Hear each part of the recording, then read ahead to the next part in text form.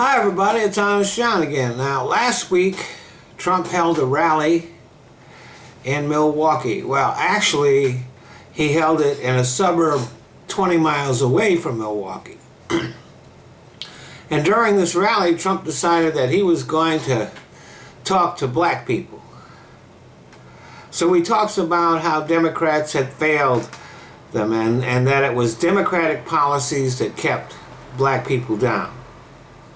He asked black people to give him their vote and how wonderful it would be for them if he were elected president.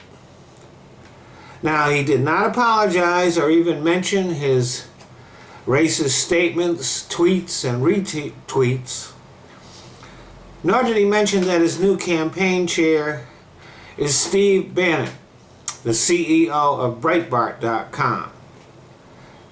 Now, you might remember the name from several incidents. Deceptively editing videos. For example, there was one that they did with Shirley Sherrod, who was a black government official. They edited her speech to make it appear that she was being racist. This caused her to actually get fired from her job at the Department of Agriculture. But when the full video of her speech was finally released, it revealed the deception of Breitbart's people. She even received an apology from Tom Vilsack, the Secretary of Agriculture, and she was offered her job back. Later on, she sued Breitbart for defamation. Milo Yiannopoulos, who has been banned from Twitter for his racist tweets and harassment of Leslie Jones, works for Breitbart. Breitbart has also highlighted work by James Richwine, whose Harvard dissertation claimed that Hispanics have lower IQs than white people. Peter Brimlow, editor of VDare.com, a white supremacist website, has credited Bannon with helping to bring alt-right ideas into the mainstream. Richard Spencer, who heads the National Policy Institute, a racist think tank, praised Trump's hiring of Bannon. He said that Bannon has elective affinities with the alt-right. The Southern Poverty Law Center has reported that Breitbart.com has undergone a noticeable shift toward embracing the extremist fringe of the conservative right. Racist ideas, racist ideology.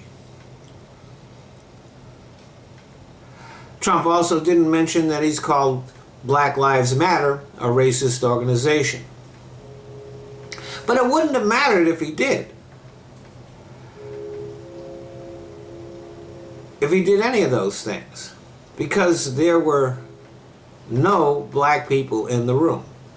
In fact, the suburb that Trump was in was 98% white. But there Trump was, up on stage, talking to black people as if they were actually there.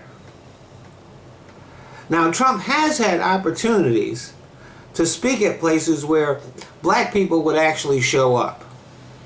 He has been invited to address the NAACP and the Urban League, and he has declined.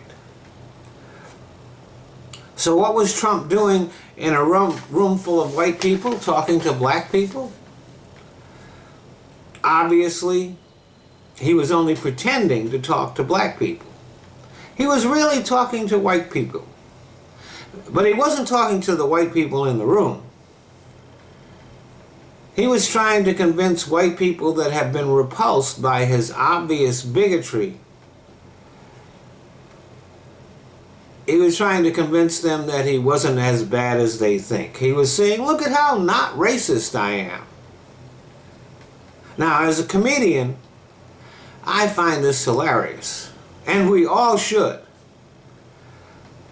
But it's possible that there may be some white people who don't get the joke, who can't understand that this speech was maybe the most racist event of the Trump campaign.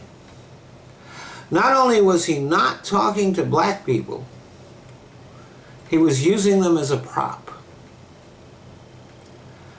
Thanks for listening.